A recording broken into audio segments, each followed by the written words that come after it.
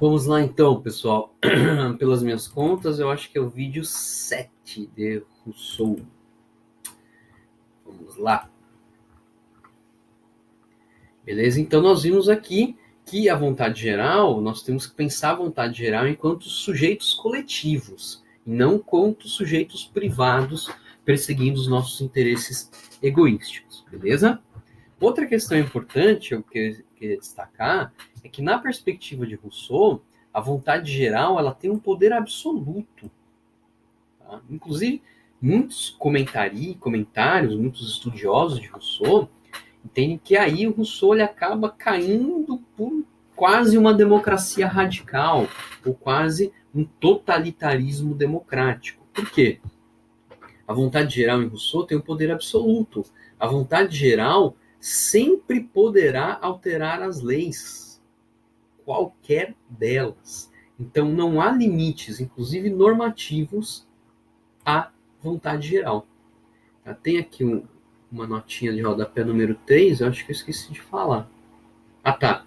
Aqui nos interesses compartilhados, né?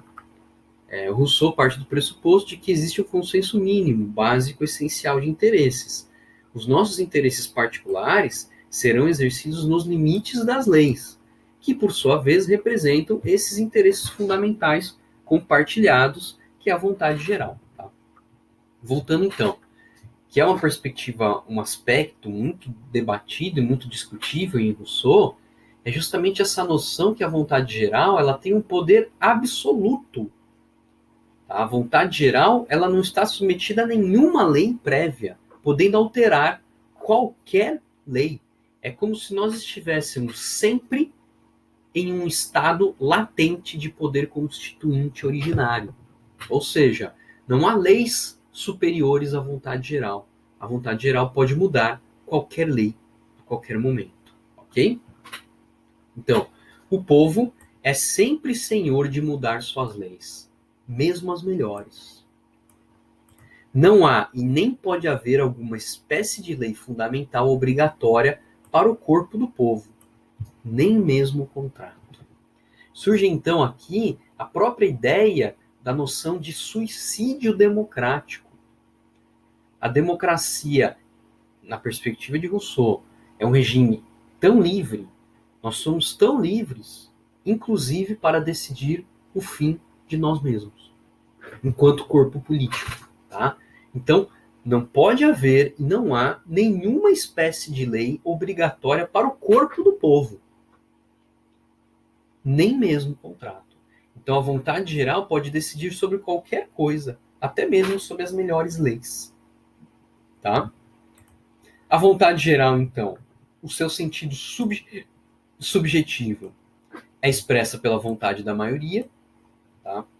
Ou seja, num ambiente de deliberação pública, por mais que todos nós deliberemos, é preciso ter um critério de decisão, esse critério é a maioria. O seu sentido subjetivo é a expressão da lei positiva. Tá? A lei positiva, aquela que é declarada pelo Estado, é a expressão da vontade geral. E, por fim, o sentido teleológico da vontade geral, o sentido finalístico da vontade geral, que ela sempre será voltada para o bem comum. Aqui é aquela noção, por que a vontade geral nunca erra? Por que a vontade geral é sempre voltada para o bem comum? Porque ela é feita por nós mesmos, ok? Ninguém pode ser ruim com si mesmo. Ninguém é injusto com si mesmo. Então, sempre nessa deliberação coletiva, nessa razão deliberativa, o que for decidido em maior medida ou em menor medida,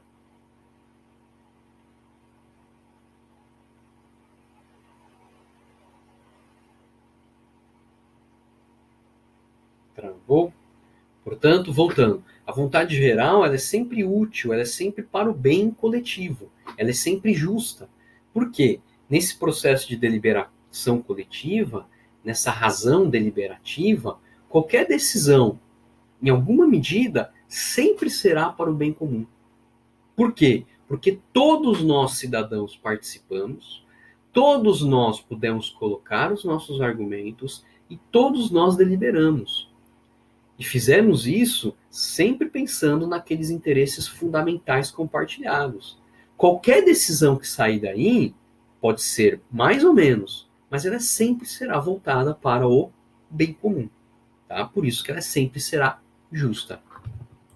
A exata declaração da vontade geral, ela é condicionada, primeiro, por não existir sociedades parciais, grupos de interesse, e porque cada cidadão manifesta o seu próprio parecer, ok? Então, por que a vontade geral tem essa característica de justiça, de utilidade, de teleologia voltada ao bem comum?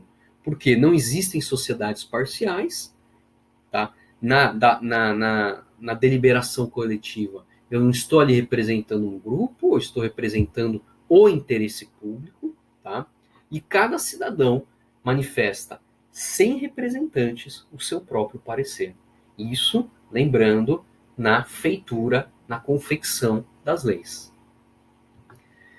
A vontade geral, então, nunca erra, porque o povo nunca se corrompe.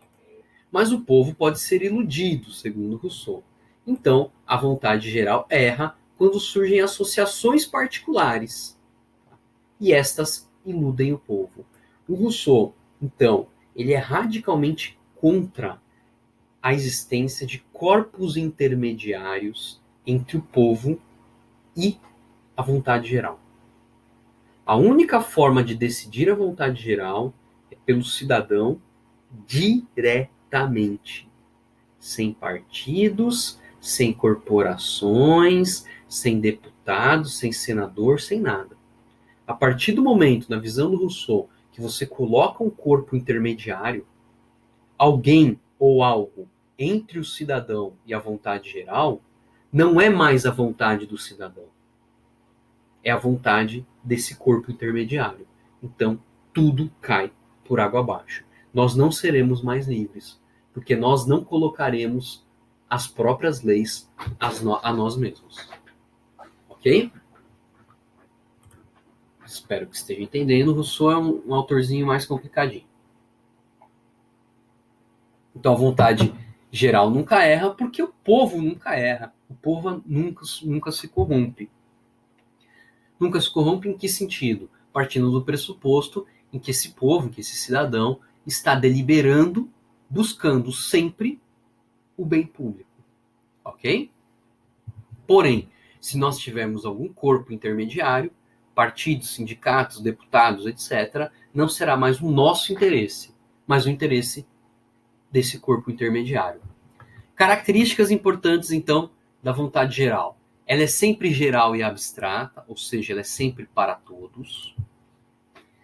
Ela relaciona o corpo político com cada um de seus membros, ou seja, ao me submeter à vontade geral, eu estou me submetendo a mim mesmo, e não à vontade de um terceiro. Terceira característica. A obediência à vontade geral é sempre um dever. Tá? Obedecer à lei do Estado é obedecer a si mesmo, porque é obedecer à vontade geral. Tem uma passagem do livro do Rousseau que ele diz que os indivíduos serão forçados a ser livres, ou seja, serão forçados a obedecerem a si mesmos. Ela é sempre voltada para o bem comum, ok? Aí eu coloquei aqui uma notinha. No Estado, sempre haverá uma unidade de interesses, que são aqueles interesses fundamentais lá, aqueles interesses fundamentais compartilhados que eu falei para vocês. Portanto, a vontade geral sempre, em alguma medida, será para o bem comum. E a sua garantia, por fim, é a força pública, que é representada pelo poder executivo, o governo. Então, ela é geral e abstrata, porque é para todos, independentemente do credo, da cor, da capacidade financeira.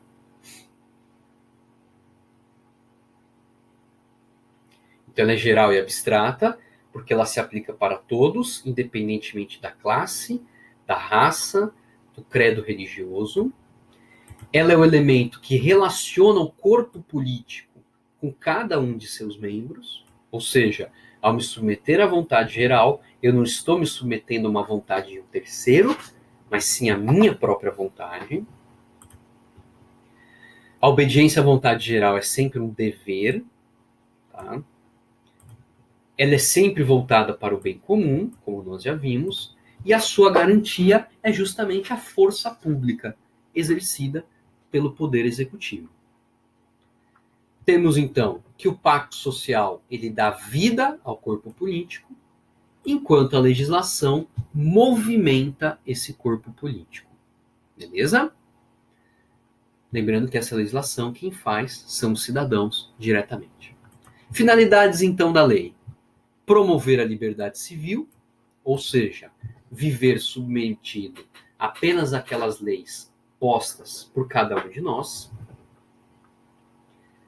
Segunda finalidade da lei: promover a igualdade entre os indivíduos. A gente vai falar isso depois, tá?